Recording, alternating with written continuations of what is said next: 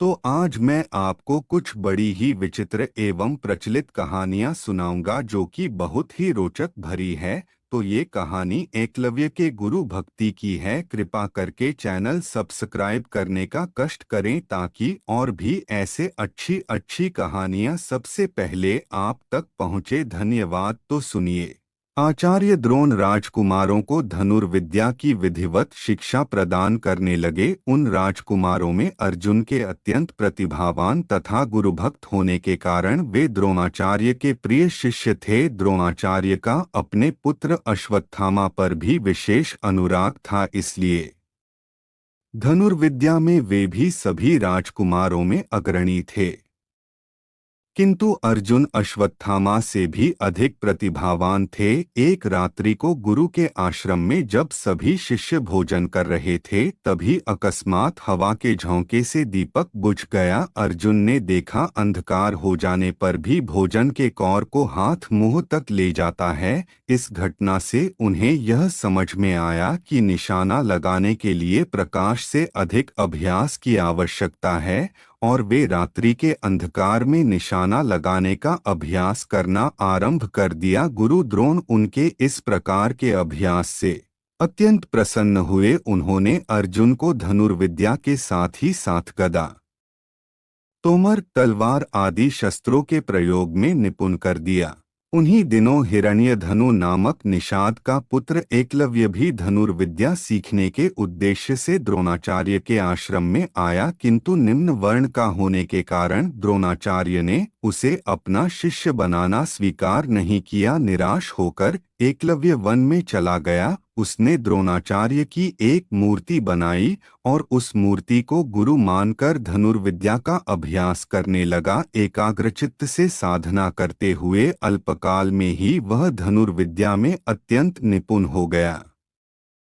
एक दिन सारे राजकुमार गुरु द्रोण के साथ आखेट के लिए उसी वन में गए जहां पर एकलव्य आश्रम बनाकर धनुर्विद्या का अभ्यास कर रहा था। राजकुमारों का कुत्ता भटककर एकलव्य के आश्रम में जा पहुंचा। एकलव्य को देखकर वह भौंकने लगा। इससे क्रोधित होकर एकलव्य ने उस कुत्ते अपना बाण चलाकर उसके मुंह को बाणों से भर दिया। एकलव्य ने इस कौशल से बाण चलाए थे कि कुत्ते को किसी प्रकार की चोट नहीं लगी, किंतु बाणों से बिंध जाने के कारण उसका भौंकना बंद हो गया।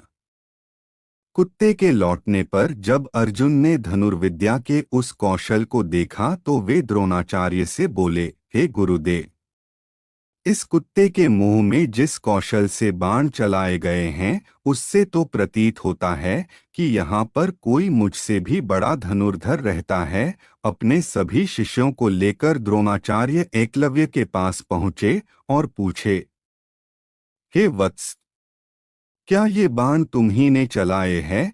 एकलव्य के स्वीकार करने पर उन्होंने पुनः प्रश्न किया, तुम्हें धनुर्विद्या की शिक्षा देने वाले कौन हैं? एकलव्य ने उत्तर दिया, गुरुदेव, मैंने तो आपको ही गुरु स्वीकार करके धनुर्विद्या सीखी है। इतना कहकर उसने द्रोणाचार्य की उनकी मूर्ति के समक्ष ले जाकर खड़ा कर दिया। द्रोणाचार्य नहीं चाहते थे कि कोई अर्जुन से बड़ा धनुर्धारी बन पाए। वे एकलव्य से बोले, यदि मैं तुम्हारा गुरु हूं तो तुम्हें मुझको गुरुदक्षिणा देनी होगी। एकलव्य बोला, गुरुदेव, गुरुदक्षिणा के रूप में आप जो भी मांगेंगे मैं देने के लिए तैयार हूं। इस पर द्रोणाचार्य ने एकलव्य से गुरुदक्षिणा के रूप में उसके दाहिने हाथ के अंगूठे की मांग की। एकलव्य ने सहर्ष अपना अंगूठा दे दिया। इस प्रकार एकलव्य अपने हाथ से धनुष चलाने में असमर्थ हो गया तो अपने पैरों से धनुष चलाने का अभ्यास करना आरंभ कर दिया।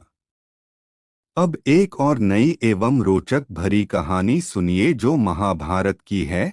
तो सुनिए। एक बार हस्तिनापुर नरेश दुष्यंत आखेट खेलने वन में गए। जिस वन में वे शिकार के लिए गए थे उसी वन में कण्व ऋषि का आश्रम था। कण्व ऋषि के दर्शन करने के लिए महाराज दुष्यंत उनके आश्रम पहुंच गए। पुकार लगाने पर एक अति लावण्यमयी कन्या ने आश्रम से निकलकर कहा, हे राजन, महर्षि तो तीर्थ यात्रा पर गए हैं, किंतु आपका इस आश्रम में स्वागत है। उस कन्या को देखकर महाराज दुष्यंत ने पूछा, बालिके, आप कौन हैं? बालिका ने कहा, मेरा नाम शकुंतला है और मैं कण्व ऋषि की पुत्री हूँ। उस कन्या की बात सुनकर महाराज दुष्यंत आश्चर्यचकित होकर बोले, महर्षि तो आजन्म ब्रह्मचारी हैं, फिर आप उनकी पुत्री कैसे हैं?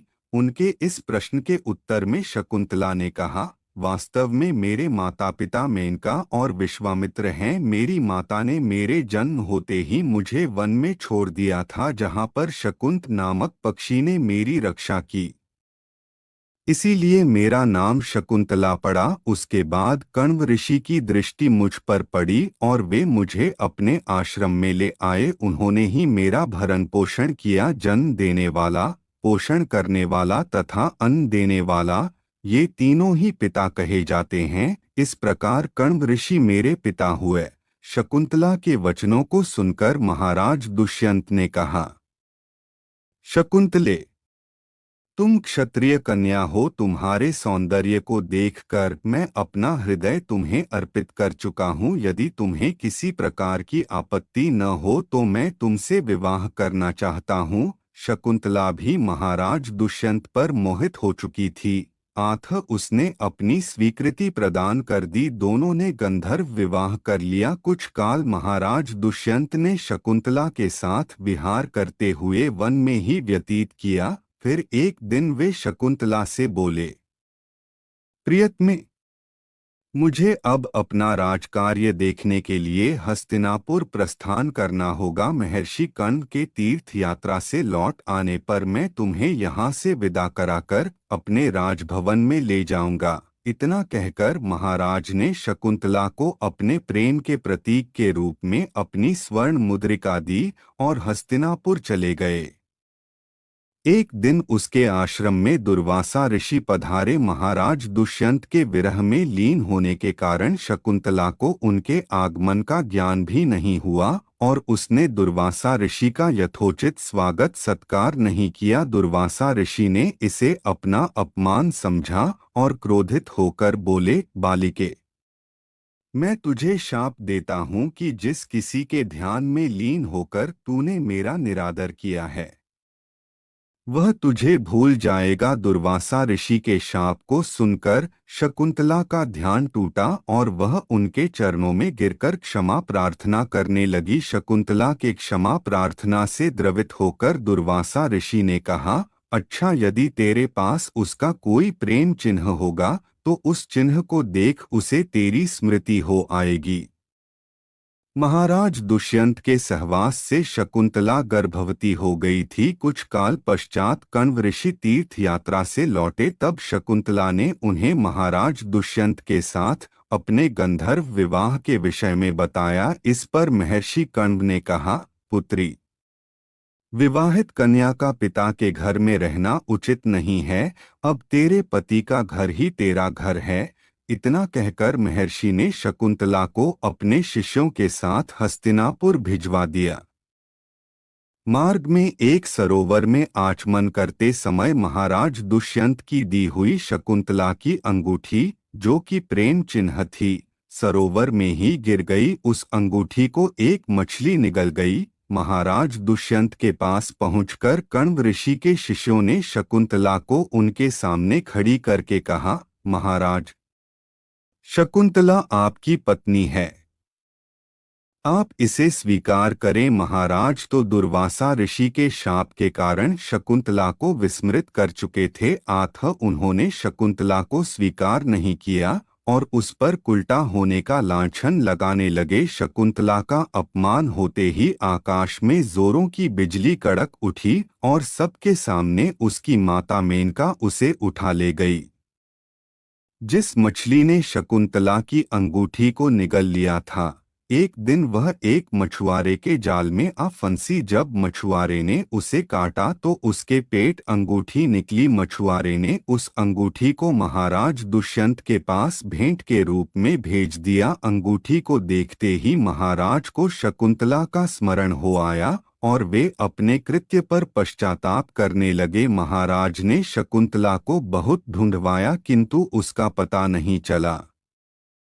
कुछ दिनों के बाद देवराज इंद्र के निमंत्रण पाकर देवासुर संग्राम में उनकी सहायता करने के लिए महाराज दुष्यंत इंद्र की नगरी अमरावती गए। संग्राम में विजय प्राप्त करने के पश्चात जब वे आकाश मार्ग से हस्तिनापुर लौट रहे थे तो मार्ग में उन्हें कश्यप ऋषि का आश्रम दृष्टिगत हुआ। उनके दर्शनों के लिए वे वहां रुक गए। आश्रम में एक सुंदर बालक एक भयंकर सिंह के साथ खेल रहा था। मेनका ने शकुंतला को कश्यप ऋषि के पास लाकर छोड़ा था तथा वह बालक शकुंतला का ही पुत्र था। उस बालक को देखकर महाराज के हृदय में प्रेम की भावना उमड़ पड़ी। वे उसे गोद में उठाने के लिए आगे बढ़े तो शकुंतला की सखी चिल्ला उठी, हे भद्र पुरुष, आप इस बालक को न छुएं अन्यथा उसकी भुजा में बंधा काला डोरा सांप बनकर आपको डस लेगा।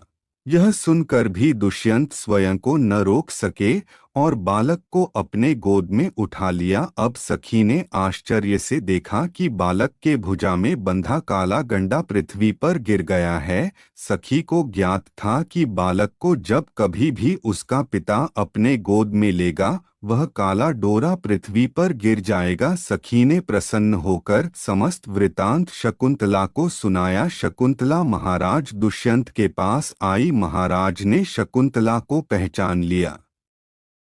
उन्होंने अपने कृत्य के लिए शकुंतला से क्षमा प्रार्थना किया और कश्यप ऋषि की आज्ञा लेकर उसे अपने पुत्र सहित अपने साथ हस्तिनापुर ले आए। महाराज दुष्यंत और शकुंतला के उस पुत्र का नाम भरत था। बाद में वे भरत महान प्रतापी सम्राट बने और उन्हीं के नाम पर हमारे देश का नाम भारतवर्ष हुआ। एक और बड़ी ही प्रचलित एवं अचंभित कहानी सुनिए जो कि महाभारत के भीम की है। कहानी बहुत ही ज्यादा रोचक भरी है तो कृपा करके चैनल सब्सक्राइब करने का कष्ट करें। धन्यवाद। तो सुनिए। पांचों पांडव युधिष्ठिर, भीम, अर्जुन, नकुल और सहदेव पितामह भीष्म तथा विदुर की छत्रछाया में बड़े होने लगे। उन पांचों में भीम सर्वाधिक शक्तिशाली थे। वे 10-20 बालकों को सहज में ही गिरा देते थे। दुर्योधन वैसे तो पांचों पांडवों ईर्ष्या करता था किंतु भीम के इस बल को देखकर उससे बहुत अधिक जलता था। वह भीमसेन को किसी प्रकार मार डालने का उपाय सोचने लगा। इसके लिए उसने एक दिन युधिष्ठिर के समक्ष गंगा तट पर स्नान, भोजन तथा क्रीड़ा करने का प्रस्ताव रखा जिसे युधिष्ठिर ने सहर्ष स्वीकार कर लिया। गंगा के तट पर दुर्योधन ने विविध प्रकार के व्यंजन तैयार करवाए। स्नानादि के पश्चात जब सभी ने भोजन किया तो अवसर पाकर दुर्योधन ने भीम को विषयुक्त भोजन खिला दिया। भोजन के पश्चात सब बालक वहीं सो गए। भीम को विष के प्रभाव से मूर्छा आ गई। मूर्छित हुए भीम को दुर्योधन ने गंगा में डुबा दिया। मूर्छित अवस्था में ही भीम डूबते उतराते नागलोक में पहुंच गए। वहां पर उन्हें भयंकर विषधर नाग डसने लगे तथा विषधरों के विष के प्रभाव से भीम के शरीर के भीतर का विष नष्ट हो गया और वे सचेतावस्था में आ गए। चेतना लौट आने पर उन्होंने नागों को मारना आरंभ कर दिया और एक के पश्चात एक नाग मरने लगे। भीम के इस विनाश लीला को देखकर कुछ नाग भागकर अपने राजा वासुकी के पास पहुंचे और उन्हें समस्त घटना से अवगत कराया। नागराज वासुकी अपने मंत्री आर्यक के साथ भीम के पास आए। आर्यक नाग ने भीम को पहचान लिया और उनका परिचय राजा वासुकी को दिया। वासुकी नाग ने भीम को अपना अतिथि बना लिया। नागलोक में 8 ऐसे कुंड थे जिनके जल को पीने से मनुष्य के शरीर में हजारों हाथियों का बल प्राप्त हो जाता था। नागराज वासुकी ने भीम को उपहार में उन 8 कुंडों का जल पिला दिया। ऐसी ही अच्छी कहानी देखने के लिए हमारे चैनल को सब्सक्राइब करें तथा बेल आइकन को दबाएं ताकि नई कहानी आप तक सबसे पहले पहुंचे। धन्यवाद।